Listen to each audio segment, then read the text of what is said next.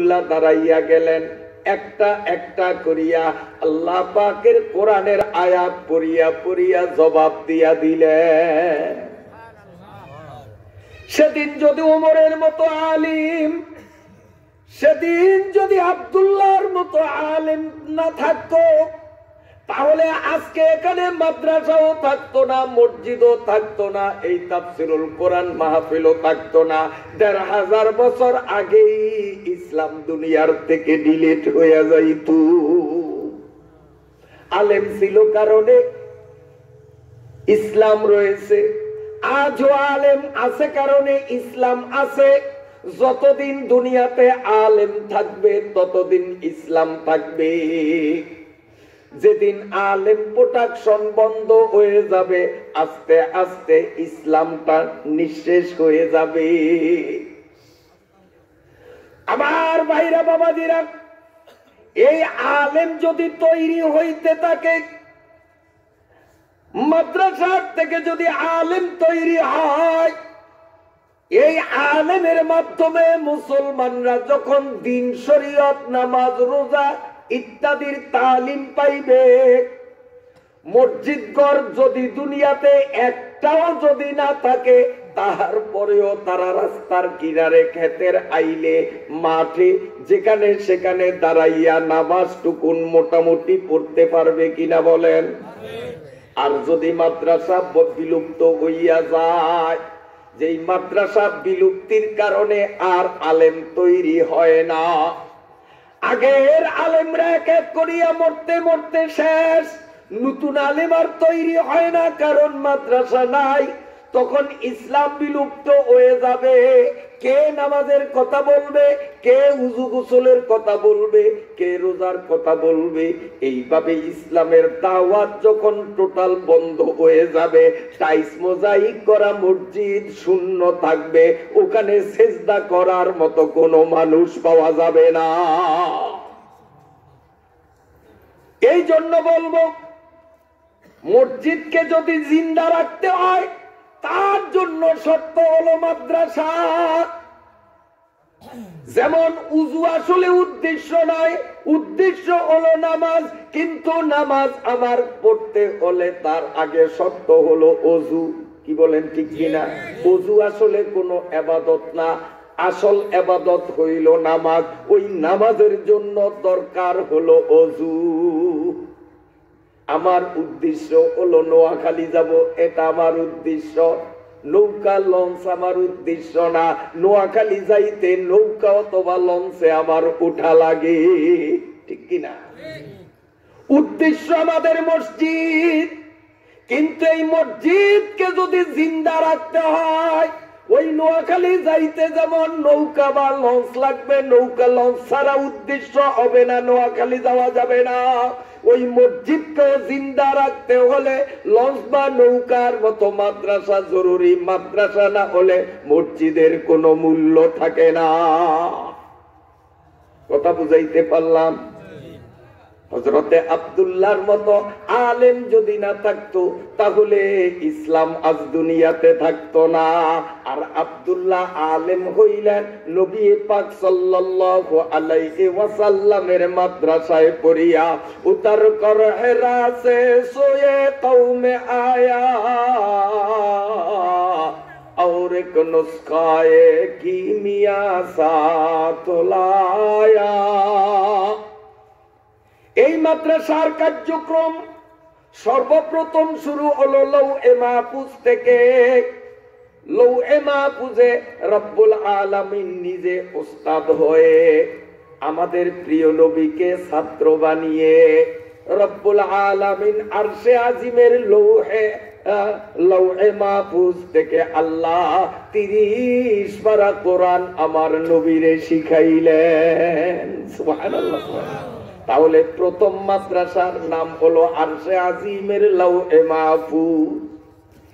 এরপরে এই দুনিয়াতে সর্বপ্রথম এই কোরআন শিক্ষার মাদ্রাসা হলো হেরা পর্বত। অনেক উঁচু পাহাড়, যেই পাহাড়ের উপরে উঠিয়া আমরা নিচের দিকে নজর দিয়া দেখলাম রাস্তায় বিশাল বিশাল বাসগুলো দৌড়ায়। এই বাসগুলো মনে হয় একদের আপনার কি করে এই 1 বিঘত বা 1.5 বিঘত, এক হাত না, ছোট্ট ছোট্ট দেখা যায়। তাহলে পাহাড় কত উঁচা!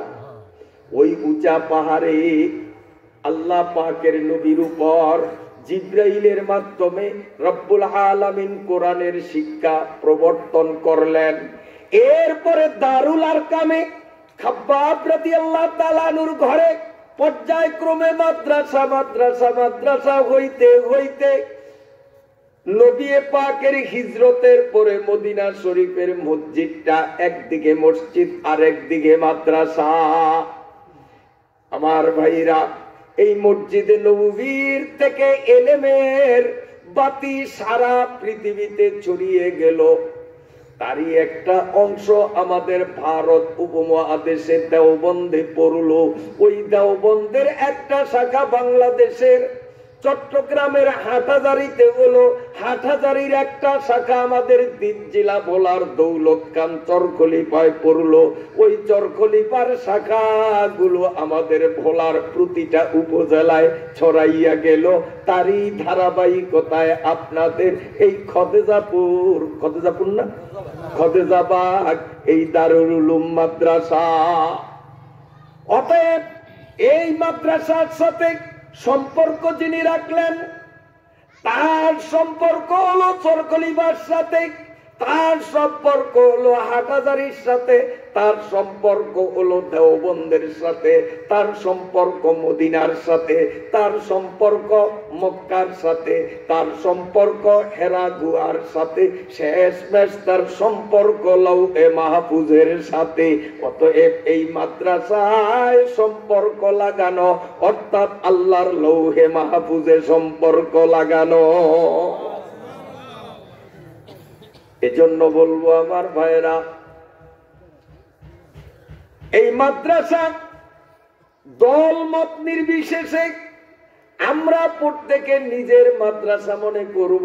এখানে লেখাপড়া মানসম্মত আজকের প্রদর্শনীর মাধ্যমে তা প্রকাশ হয়ে গেছে, ঠিক কিনা বলেন? আলহামদুলিল্লাহ।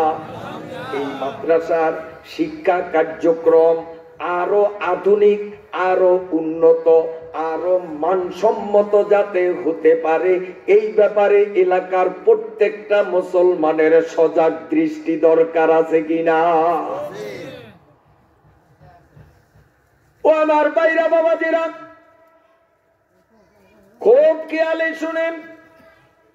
এই মাদ্রাসায় যেহেতু মাদ্রাসা প্রাথমিক পর্যায়ে ছোট্ট অবস্থায় দূরদেশের ছেলেরা এখানে পড়তে আসবে না, এখানে আপনাদের সন্তানগুলোই তো পড়বে, ঠিক কিনা?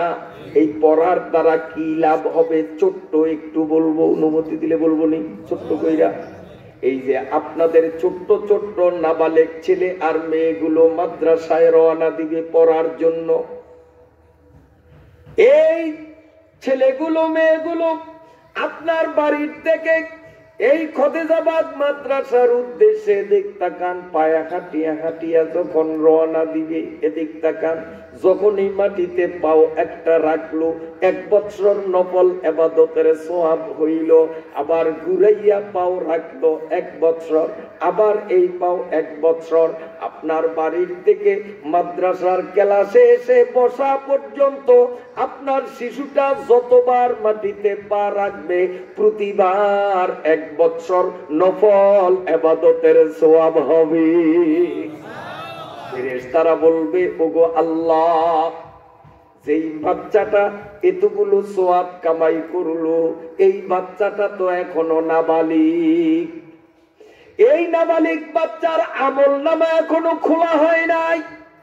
ও প্রতিদিন মাদ্রাসায় যাওয়ার সময় যতবার পাও রাখে প্রতিবারে 1 বছর নফল ইবাদত কামাই করে ওর আমলনামা বন্ধ।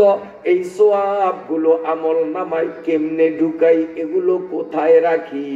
আল্লাহ পাক বলবে, আমার ফেরেশতারা যদিও বাচ্চার আমলনামা বন্ধ ও নাবালেগ, ওর মায়ের আমলনামা তাকাইয়া দেখ খোলা, ওর বাবার আমলনামা খোলা। সওয়াব গুলো প্রতিদিন মা আর বাবার আমলনামায় ঢুকা। হাদিস শরীফ দ্বারা প্রমাণ, যে ভাগ্যবান মা বাবার একটা সন্তান খাদিজা বাগ দারুল উলুম মাদ্রাসার তালবে ইলমদের খাতায় নাম বসাইয়া দিলেন। কত বড় ভাগ্যবান যার একটা ছেলে অথবা একটা মেয়ে এই মাদ্রাসায় পড়ে প্রতিদিন 210 জন শহীদরে ভাত খাওয়াইবার সওয়াব ওই সন্তানের মা বাবার আমল নামায় জমা হয়। ডেইলি 210 জন শহীদরে খানা খাওয়াইবার সওয়াব। আর কি চান? আর কি চান? যার একটা সন্তান 210 জন শহীদকে ডেইলি খানা খাওয়াইতে কত টাকার দরকার, কত ব্যবস্থাপনার দরকার, আর মাগনা সওয়াব আমল নামায় পাইতেছে। সুবহানাল্লাহ। যার একটা সন্তান ছেলে বা মেয়ে মাদ্রাসায় পড়ে মোহাব্বত আর আদর করিয়া আমার সন্তান মাদ্রাসায় পড়েও তালবে ইলম, এই খেয়ালে মোহাব্বতের নজরে বাবা মা যে কোনো ব্যক্তি বাচ্চাটার চেহারার দিকে তাকাইবে, এক এক সেকেন্ডে সেকেন্ডে আল্লাহ রাব্বুল আলামিন যে বাচ্চাটার দিকে দেখলো তার জন্য এক একজন করিয়া ফেরেশতা বানাবেন। যখন আমরা মরে যাব, কবরে শুয়ে থাকব, এই তালেবে ইলমদের চেহারা, আলেম উলামাদের চেহারা দেখার কারণে যে সব ফেরেশতা তৈরি হলো, আমি মরব কিন্তু ফেরেশতা মরবে না, আপনি মরবেন ফেরেশতা মরবে না, আমিও আপনি কবরে শুয়ে থাকবো, আর ফেরেশতারা কিয়ামত পর্যন্ত আল্লাহ পাকের দরবারে দোয়া করতে থাকবে। সুবহানাল্লাহ। অতএব মাদ্রাসার দরকার আছে নি? কোন দরকার আছে নি? দরকার আছে। আলহামদুলিল্লাহ। বুঝাইতে পারলাম? বুঝাইতে পারলাম? আল্লাহ তাআলা মাদ্রাসা খানাকে কিয়ামত পর্যন্ত কবুল করেন, বলেন আমিন। ছোট্ট মানুষ আব্দুল্লাহ ইবনে আব্বাসের দাঁড় করে রাখলাম, ইহুদিদের কঠিন 4টা প্রশ্নের উত্তর উনি দিবেন। মনে আছে নি আপনাদের? ঠিক আছে তো? তো থাক, ছোট্ট মানুষ আরো কতক্ষণ দাঁড়িয়ে থাকবে?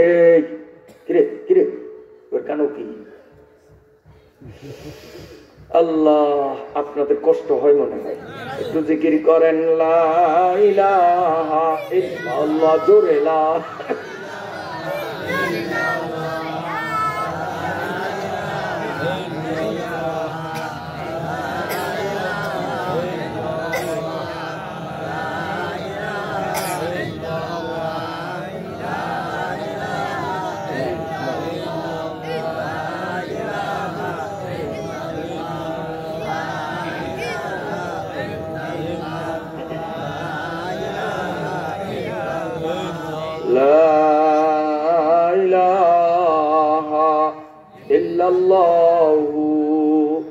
মুহাম্মাদুর রাসূলুল্লাহ। কষ্ট হয় আপনাদের? কথা বলবো, শুনতে রাজি আছেন সবাই? আল্লাহ তাআলা আমাদের কবুল করেন। অধিক রাত করব না, বেশি কষ্ট দেব না ইনশাআল্লাহ। সময় মতো আমরা ছেড়ে দিব। আলহামদুলিল্লাহ। আল্লাহ, আজকের ঈশান নামাজে ইমাম সাহেব যেখান থেকে প্রথম রাকাতে তিলাওয়াত করলেন, এই আয়াতগুলিতে এক শ্রেণীর মানুষের সুসংবাদ আল্লাহ তাআলা দিয়েছে। এর আগে আরেকখানা আয়াত যেটা ইমাম সাহেব আজকে পড়লেন না, সেই আয়াতের মধ্যে আরেক শ্রেণীর মানুষের আলোচনা। হাসরের মাঠে দুনিয়ার সমস্ত মানুষগুলো কেবল 2টা শ্রেণীতে বিভক্ত হবে, 3 কোন দল থাকবে না। মোট দল হবে কয়টা? 2টা। এক দল জান্নাতি আর এক দল জাহান্নামী। তুরাফুল আশিয়া বিআজদাদিহা, বিপরীতটাকে বললে এই জিনিসটা বোঝানো সহজ হয়। আজকের আয়াতে জান্নাতীদের কথা, জান্নাতীদের কথাটা ভালো করে বুঝতে হলে অল্প পরিসরে হলেও জাহান্নামীদের কথাও বোঝা লাগে। এই জন্য আল্লাহ প্রথমে জাহান্নামীদের সংক্ষিপ্ত বর্ণনা দিলেন, এরপরে আজকের তিলাওয়াতকৃত আয়াতে জান্নাতীদের আলোচনা।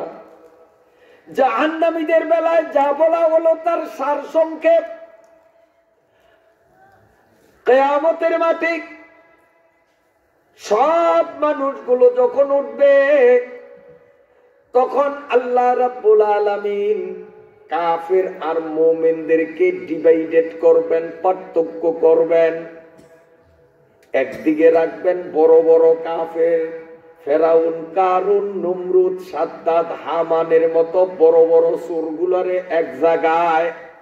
আরেকদিকে নবী, রসুল, বড় বড় বুজুর্গ, দিনদার, এদেরকে রাখবেন এক জায়গায়।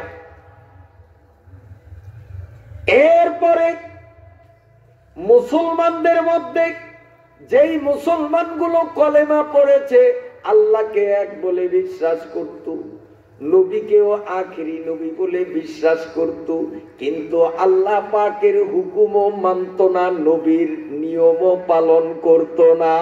আসেনি এই কিসিমের মানুষ? আল্লাহকে এক বলিয়া জানে কিন্তু আল্লাহর হুকুম মানে না, নামাজ পড়ে না, রোজা রাখে না, পর্দা করে না,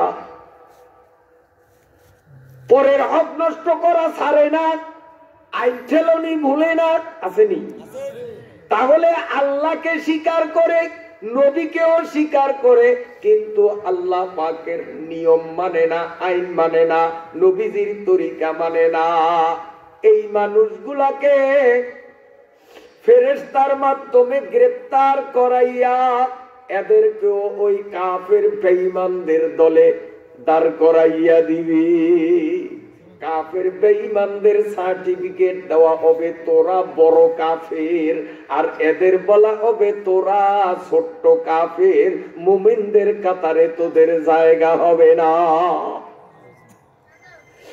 ওই বড় কাফের গুলোর পিছনে পিছনে ছোট্ট কাফের অর্থাৎ কলেমা পড়েছে, দুনিয়াতে নিজেকে মুসলিম বলে পরিচয় দিয়েছে কিন্তু মুসলমানের কাম করত না, এদেরকেও ছোট্ট কাফের ঘোষণা দিয়ে ওই বড় কাফের গুলোর পিছনে দাঁড় করিয়ে বড় কাফের গুলোর পিছনে পিছনে এদেরকে জাহান্নামের দিকে টানিয়ে নেওয়া হবে। জাহান্নামের গেইটে যখন যাবে, টাচ করিয়া গেটটা যখন খুলিয়া দেওয়া হবে, জুবানিয়া ফেরেশতারা লাথি মারিয়া চরম অপমানের সাথে জাহান্নামে ফেলে দিবি। কাফের বেঈমান জাহান্নামে যাবে। আব্দুল করিম, আব্দুর রহিম, রফিকুল ইসলাম, তরিকুল ইসলাম মুসলমান হইয়াও আল্লাহর হুকুম নবীর তরিকা না মানার কারণে কাফেরদের সাথে একই জাহান্নামে যাবে। সবাই বলি নাউযুবিল্লাহ। ওই জাহান্নামের মধ্যে কঠিন আগুন, ডাইনে আগুন, বামে আগুন, উপরে আগুন, নিচে আগুন, ধাউ ধাউ করে আগুন জ্বলবে। এই আগুনের মধ্যে লাফালাফি নাচানাচি করবে, কিন্তু সেখানে মরণ নাই, মরবে না। মরলেই তো আর শাস্তিটা অনুভব হইত না। দুনিয়ার আগুনে কাউকে ফালাইলে ছটপট করিয়া মরিয়া যায়, এরপরে আর কষ্ট পায় না। কিন্তু জাহান্নামীদেরকে জাহান্নামে ফালাইবার আগে দুম্বার আকৃতিতে একটা জানোয়ার জবাই করিয়া বলা হবে এটা দেখতে দুম্বা, আসলে দুম্বা না, এটা হলো মউত। এই মউতের জবাই করিয়া দিলাম, এখন যাও জাহান্নামে, যত আযাবার শাস্তি তোমাদের মউত আর হবে না, কারণ মউতের মউত হইয়া গেছে। ওই আগুনে জ্বলতে জ্বলতে জ্বলতে জ্বলতে যখন কলিজা শুকাইয়া যাবে, কলিজা শুকাইয়া যাবে, চিল্লাইতে চিল্লাইতে পেটের প্রচন্ড ক্ষুধা লাগবে, তখন বিকট আওয়াজে পেটে ক্ষুধায় চিল্লাইবে, ক্ষুধার জ্বালা সহ্য হয় না, কিছু খাইতে দে। ফেরেশতাদের যখন বলবে বিরক্ত হইয়া ফেরেশতারা এক ধরনের জিনিস আনিয়া দিবে। আল্লাহ পাক কোরআনুল কারীমের মধ্যে ওই জিনিসটার নাম বলেছে জাক্কুম, বড় বড় কাঁটা। এই নাফরমানগুলোর পেটে এত প্রচন্ড ক্ষুধার তীব্রতা থাকবে, চোখে দেখিয়াও কাঁটাগুলো মুখের মধ্যে নিয়ে যখন ক্ষুধা নিবারণের জন্য খাওয়া শুরু করবে, আল্লাহ পাকের নবী বলেন কই মাছ দেখবেন তার পিঠের কাঁটা কিন্তু মিশানো, যখন ওই কেউ ধরে তখন কাঁটাগুলো দাঁড় করিয়ে দেয়। এই জাক্কুম নামক কাঁটা নাফরমান গুলো যখন মুখে দিবে কাঁটাগুলো মিশানো থাকবে। যখন এই নাফরমান মুখে দিয়া গিলতে আরম্ভ করবে, গলার মাঝখানে যাওয়ার সাথে সাথে কাঁটাগুলো এভাবে দাঁড় হইয়া যাবে, খাড়াইয়া যাবে। এখন উপরেও আসবে না, নিচেও যাবে না। ওই কাঁটার ব্যথায় চিল্লা চিল্লি করতে থাকবে ফেরেশতা, পানি দে পানি দে। তাদের মনে খেয়াল পানি খাইলে দুনিয়ায় গলার আটকানো জিনিস নামিয়ে যাইতো, হয়তো পানি খাইলে কাঁটাটা নামতে পারে। তখন চিল্লাইয়া বলবে ফেরেশতা, কি খাওয়াইলি গলায় আটকাইছে, একটু পানি দে। ফেরেশতারা পাত্র ভরিয়া এমন গরম পানি নিয়ে আসবে। আবার নবী বলেন এই পানি যখন এভাবে সামনে ধরবে, ওর যে বাষ্প, গরম বাতাস, এই বাষ্পের কারণে নাক, ঠোঁট, গালের গোস্ত গুলো মোমের মতো গলতে আরম্ভ হইবে।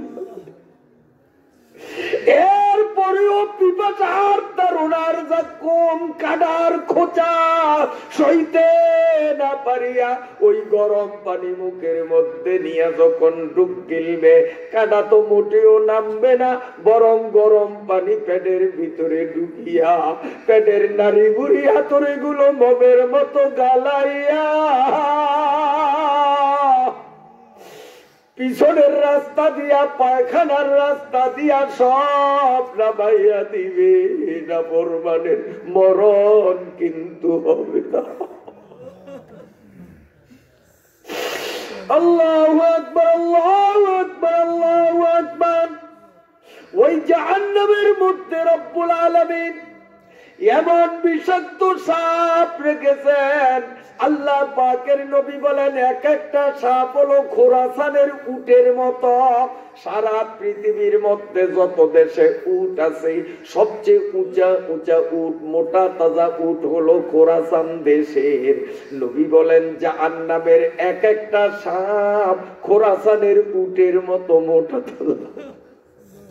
আবার নবী বলেন একটা সাপ কেবল 1 সেকেন্ডের জন্য শুধু নাক দিয়ে যদি একটু নিঃশ্বাস এই জমিনের দিকে ছাড়িয়ে দেয়, একটা সাপের 1 সেকেন্ড নাকের শ্বাস দুনিয়াতে ছাড়িয়ে দিলে ওই নাকের শ্বাসের বিষে আকাশের পাখিগুলো ভরিয়া যাবে।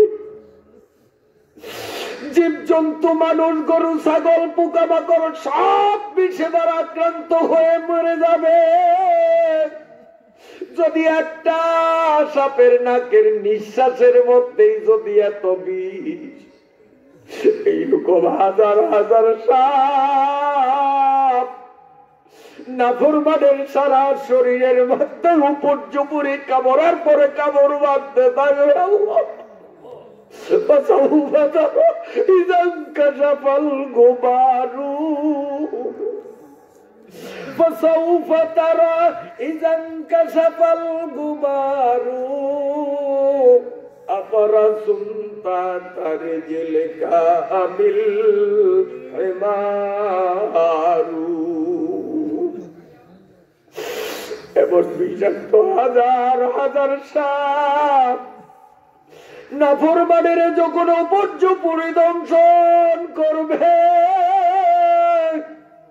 আমার নবী বলেন একটা সাপ যখন এভাবে একবার তাকে দংশন করি, 40 বছর পর্যন্ত সহ্য হয় না এমন বিষ শরীরের মধ্যে ভর্তি হয়ে যাবে। খালি কাপড়ের পরে কাপড়, কাপড়ের পরে ওরে জাহান্নামের মধ্যে যে কত আযাব, জাহান্নামের মধ্যে যে কত কঠিন শাস্তি, দুনিয়ার কোন ব্যক্তির সাধ্যে কুলাবে না তা বলিয়া বয়ান করার মতো। আমার নবী বলেন, উম্মতরে সাবধান, জাহান্নামের এইসব আযাবের কথা আমি নবী আন্দাজে বলি না। মেরাজের সফরে আল্লাহ পাক আমাকে জাগ্রত অবস্থায় বেহেশত দুজক দেখাইছেন। আমি বেহেশত দেখছি ঘুরিয়া ঘুরিয়া, আমি দুজকটাও ঘুরিয়া ঘুরিয়া দেখলাম। দুজকের আযাব আমি নবী নিজের চোখে দেখে আসছি। আল্লাহু আকবার, আল্লাহু আকবার। আমার ভাইরা বাবাজিরা, এই দোজখ বড় কঠিন। এই কঠিন দোজখ থেকে বড় কাফের বেঈমান গুলো জীবনে কখনো মুক্তি পাইবে না। আর কলেমা পড়নেওয়ালা, আল্লাহ ও রসুলকে স্বীকার করনেওয়ালা মুসলমান আল্লাহর হুকুম নবীর তরিকা না মানার কারণে দুজকে গেল। একদিন না একদিন আলেম ওলামা তালেবে এলেমদের সুপারিশে ওই ভীষণ জাহান্নাম থেকে মুক্তি পাইয়া শান্তির ঠিকানা জান্নাতে চলে যাবে। তাহলে আলেম ওলামার দরকার আসেনি? আলেম ওলামাদের সুপারিশে তারা জাহান্নাম থেকে চিরমুক্ত হবে। আমার ভাইরা বাবাজিরা, জাহান্নামের সাজা খাইয়া এরপরে জান্নাতে যাবে। আর একদল মানুষ জাহান্নামে, তাদের যাইতে হবে না, হাসরের মাঠ থেকে সরাসরি তারা জান্নাতে যাবে। আজকের তেলাওয়াতকৃত আয়াতে আমার আল্লাহ তাদের বর্ণনা দিলেন, ওয়াসিকাল্লাযীনা তাকাউ রাব্বাহুম ইলাল জান্নাতি যুমারা হাত্তা ইযা জাউহা ওয়া ফুতিহাত আবওয়াবুহা ওয়া ক্বালা লাহুম খাযানাতুহা সালামুন আলাইকুম তিবতুম ফাদখুলুহা খালিদিন। আল্লাহ পাক বলে, যেই সমস্ত মানুষ দুনিয়াতে কালেমা পড়েছে, বলেন লা ইলাহা ইল্লাল্লাহু মুহাম্মাদুর রাসূলুল্লাহ, যেই মানুষগুলো এই কলেমা পড়িয়া আল্লাহকে এক আল্লাহ বলিয়া বিশ্বাস করছে, করছিনি আমরা? মুহাম্মাদুর রাসূলুল্লাহ বলিয়া যারা আল্লাহ পাকের শেষ নবীকে আল্লাহর শেষ নবী বিশ্বাস করলো, আল্লাহ পাকের হুকুমও মানলো, নবী পাকের তরিকাও মানলো। একটা কথা আপনাদের জিজ্ঞেস করি, বুঝলে উত্তর দিবেন। একটা গরুর গলায় দড়ি বাঁধছেন, দড়ি কন্যা রশি কোন আপনারা না কাশি কোন দড়ি, গরুর গলায় দড়ি বাঁধছেন। এই দড়ির মাথায় খুঁটা আছে, খুঁটা মাটিতে গাড়েন নয়। এখন গরুটা বন্দানা ছাড়া, গলায় বাঁধছি না, খুঁটা গাড়ি নেই, তাহলে এটা কি বান্দানা ছাড়া? ছাড়া। আসেন, খুঁটা হাতুড়া দিয়া পিটাইয়া শক্ত মাটির মধ্যে 1.5 হাত পরিমাণ মাটির মধ্যে খুঁটা ঢুকাইলাম, কিন্তু রশির ওই মাথা গরুর গলায় লাগাইলাম না। এইবার গরু বান্দানা ছাড়া। খুঁটা কাটছি না, ওরে রশি লাগাই নাই। বুঝা গেল বান্দা হইতে হলে গলায়ও রশি লাগবে, খুঁটাও গাড়া লাগবে। একটা আছে আরেকটা নাই, সেটা কিন্তু বান্দা হয় না। আজকে আমরা খালি দাবি করি আমরা আল্লাহর বান্দা, ওরে আল্লাহর বান্দা কেমনে হইলি লা ইলাহা ইল্লাল্লাহর রশির বান গলায় লাগাইয়া মুহাম্মাদুর রাসূলুল্লাহর খুঁটা যতক্ষণ গাড়তে না পারবি তুই বন্দা না, তুই হবি সারা। আর বন্দা গরু যেইটা এইটা বিকাল বেলা মালিকের বাড়িতে আসে, আর সারা গরু এমনে সেমনে পরের জিনিস পরের ক্ষেত নষ্ট করার কারণে এটা কিন্তু খরে যায়, খরে যায় না, ওইটা যাবে খরে। আর বান্দা যেইটা এইটারে কেউ খরে নেবে না, এইটা আসবে মালিকের বাড়িতে। যেই মুসলমান লা ইলাহা ইল্লাল্লাহর রশির বান গলায় পরাইয়া মুহাম্মাদুর রাসূলুল্লাহর খুঁটা গাড়বে, সেই ব্যক্তি হলো প্রকৃত বান্দা। আল্লাহর ফজলে সে মালিকের বাড়ি জান্নাতে যাবে। আল্লাহর হুকুম গলায় লাগাইলো কিন্তু মুহাম্মাদুর রাসূলুল্লাহর খুঁটি গাড়লো না। এটার একটা উদাহরণ দেই। লা ইলাহা ইল্লাল্লাহর রশির বান গলায় লাগানো অর্থ হলো আল্লাহ পাক যা হুকুম করছেন করো, নামাজ পড়ো, রোজা রাখো, পর্দা করো, এগুলো আল্লাহর হুকুম কিনা? সব করে। কিন্তু মুহাম্মাদুর রাসূলুল্লাহর খুঁটা গাড়ে নাই। আল্লাহ পাকের হুকুম মানে কিন্তু নবীর তরিকা মানে না। নামাজ পড়ে, রোজা রাখে, কিন্তু চেহারার দিকে তাকাইলে এটা হিন্দু সারাল না মুসলমান দিশা পাওয়া যায় না। আছে না নাই? কথা কম।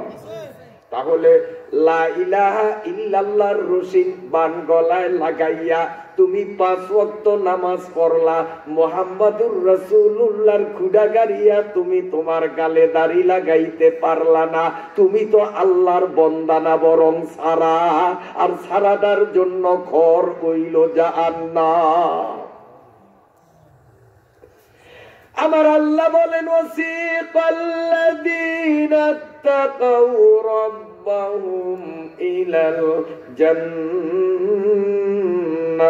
যুমারা, যেই মানুষগুলো আল্লাহরে ভয় করিয়া আল্লাহ পাকের হুকুম নবী পাকের তরিকা মতো পালন করলো, এই মানুষগুলাকে হাসরের ময়দান থেকে সসম্মানে জান্নাতের দিকে নিয়ে যাবে।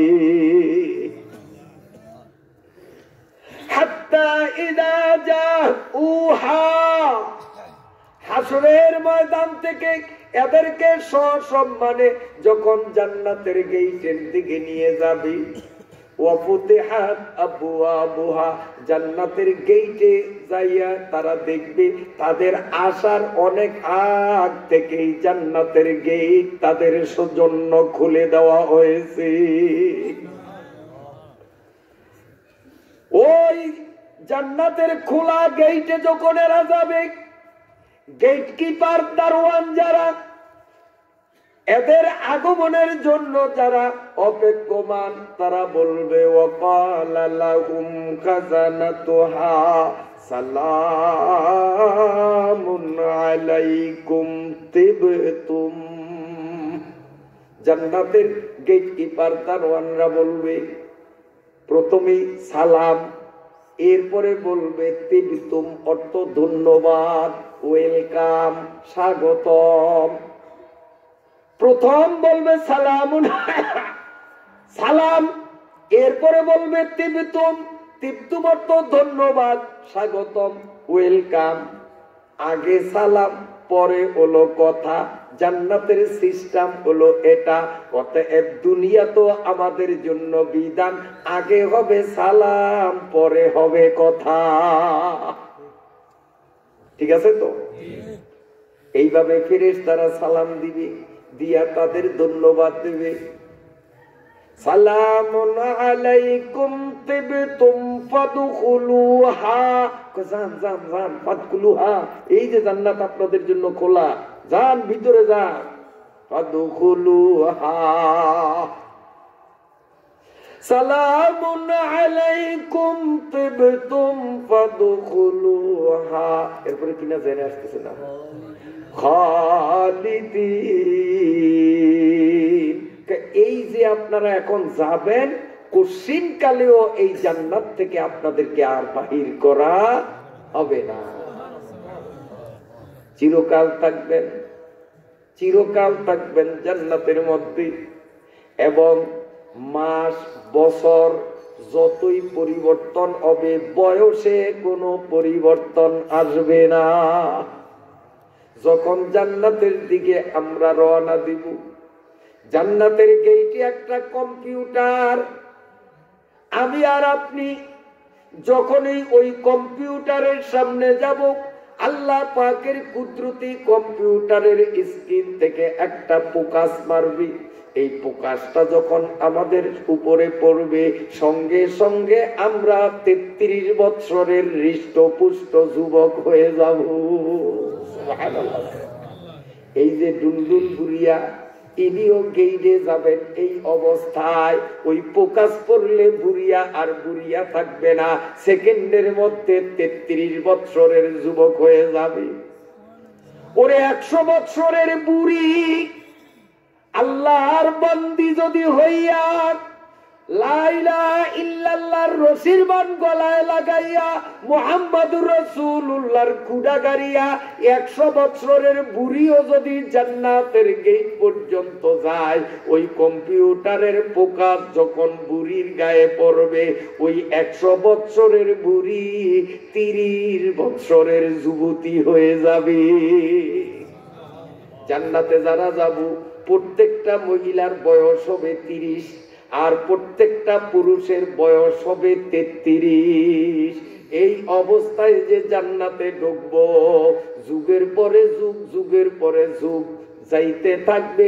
ওই মহিলারাও 18 বছর থেকে আর তার বয়স বাড়বে না, আর আমাদেরও 33 বছরের চেয়ে বয়স মোটেও বাড়বে না। বেহেশত আযা কে আজারে নবাসুদ, কাছে রাবা কাছে কারে নবাসুদ, কাছে রাবা কাছে কারে নবাসুদ। বিশ্বাস হয়নি ভাইরা? বিশ্বাস হয়নি? وقالوا الحمد لله الذي صدقنا وعده وأورثنا الأرض نتبوأ من الجنة حيث نشاء। কষ্ট হয় মনে আপনাদের? এই কষ্টের মিষ্ট আমরা কোথায় পাবো সেটাই তো বলতেছি এখন। এই যে কষ্ট হয়, এই কষ্টের মিষ্টটা আমরা কোথায় পাবো? আল্লাহু আকবার, আল্লাহু আকবার। এই যে আপনারা দেখতেছেন আমি আলোচনা করতেছি, ওই যে ক্যামেরায় মোবাইলে ভিডিও হইতেছে, দেখেননি? দেখেন, এই যে ভিডিও হইতেছে, এই ভিডিওটা প্রচার হবে আমাদের এখান থেকে নিয়ে এই পৃথিবীর পূর্ব থেকে পশ্চিম, পৃথিবীর পশ্চিম দক্ষিণ থেকে উত্তর, গোটা পৃথিবীর ভিতরে এই ভিডিও একদম সূর্য যেখান থেকে উঠে পৃথিবীর শেষ মাথা, ওখানের লোকেরাও এই ভিডিও, আজকের ওয়াজের ভিডিও দেখবে। পৃথিবীর শেষ প্রান্ত যেখানে সূর্য ডুবে, ওই জায়গার মানুষও এই খতেজাবাগ মাদ্রাসা, এই মাহফিল, তারাও সেখানে বসে দেখবে। উত্তরেও পৃথিবীর শেষ, দক্ষিণেও পৃথিবীর শেষ, গোটা পৃথিবী, এর বাইরে কিন্তু এই ভিডিও যাবে না। ঠিক আছে? আরো একটা ক্যামেরা এখানে এখন অন করা আছে। এই যে আপনাদের সামনে যে ক্যামেরাগুলি, এগুলোর বাইরে আরেকটা ক্যামেরা আছে যেটা চর্মচক্ষুতে দেখা যায় না। ওই গোপন ক্যামেরায়ও আমার বয়ানগুলো এখন ধারণ করা হইতেছে, ভিডিও হইতেছে। ওই ভিডিওটা চলবে এই বিশাল দুনিয়ার বাইরে আরেকটা জগতে, সেই জগতের নাম হলো বেহেশত। মুমতাজের গাছ তানে সস্তাম সোয়ে তু, মুমতাজের গাছ তানে সস্তাম সোয়ে তু, আমদা বারে নুমায়াম রোয়ে তু। আমি আর আপনি যখন জান্নাতের দিকে রওনা দিব, জান্নাতের গেইটে যখন যাব, আর ফেরেশতাদের সাথে আমাদের সালাম হবে, তাদের থেকে আমরা ওয়েলকাম রিসিপশন ধন্যবাদ যখন পাবো, তারপরে তারা বলবো উদুখুলু খালিদিন, চিরকাল থাকার বেহেশতে আপনারা ঢোকেন।